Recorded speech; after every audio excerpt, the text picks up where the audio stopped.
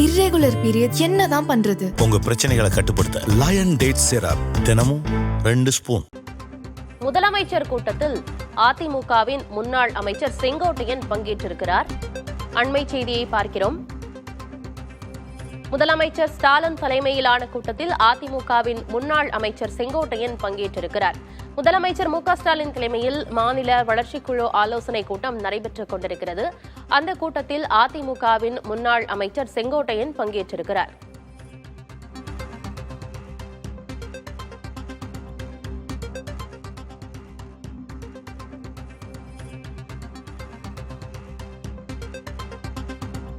விவரங்களோடு செய்தியாளர் ரமேஷ் இணைந்திருக்கிறார். ரமேஷ், முதலமைச்சர் ஸ்டாலின் தலைமையில இந்த கூட்டம் நடைபெறுது. இந்த கூட்டத்தோட முக்கியத்துவம் என்ன? இன்னொன்னு, இதுல அதிமுகவின் முன்னாள் அமைச்சர் செங்கோட்டையன் பங்கேற்றிருக்கிறார். இதை எப்படி பாக்குறது?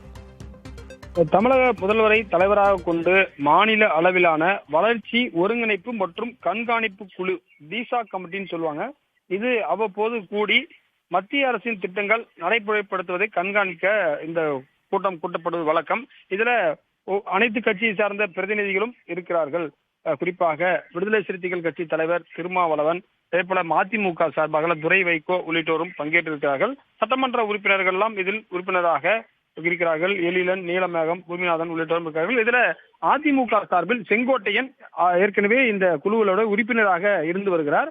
அந்த அடிப்படையில் அவர் இதில் பங்கேற்றிருக்க ஏற்கனவே நடைபெற்ற கூட்டங்களிலும் செங்கோட்டையன் பங்கேற்று குறிப்பாக அதிமுக சார்பில் முக்கியமான கருத்துக்களை முன்வைத்திருக்கிறார். அவர் தற்போது பங்கேற்றிருப்பது ஒரு விவாத பொருளாக இருக்கிறது. ஏனென்று சொன்னால், அவர் சில நேரங்களில் பார்த்தீங்கன்னா அண்மை காலமாக சில கலக குரல் எழுப்பி இருக்கக்கூடிய நிலையில் அவர் குறிப்பாக இந்த முதலமைச்சர் தலைமையில் நடைபெற கூட்டத்தில் பங்கேற்றிருக்கிறார். ஆனால் அவரது தரப்பில் கேட்கும்போது ஏற்கனவே நடைபெற்ற கூட்டத்திலும் நான் பங்கேற்றிருக்கிறேன் என்று சற்று முன்பாக நம்மிடம் பேசும்போது அவர் தெரிவித்தார்.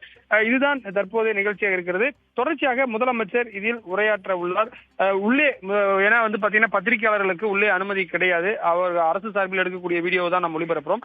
உள்ளே நிகழ்ச்சி முடித்த பிறகு முதலமைச்சரை முன்னாள் அமைச்சர் செங்கோட்டையன் சந்தித்து பேசுகிறாரா, வேறு எதுவும் இதில் இருக்கிறதா என்பதை நமக்கு பிறகுதான் தெரிய வரும். பிறகு செய்தியாளர்களை ஒவ்வொரு கட்சி தலைவர்களும் சந்திப்பார்கள்.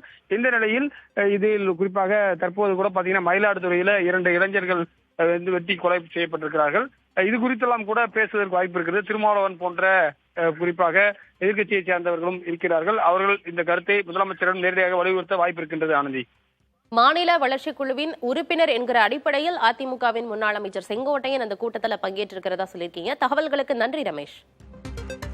இர்ரெகுலர் பீரியட் என்னதான் பண்றது? உங்க பிரச்சனைகளை கட்டுப்படுத்த லயன் டேட் சிரப் தினமும் 2 ஸ்பூன்.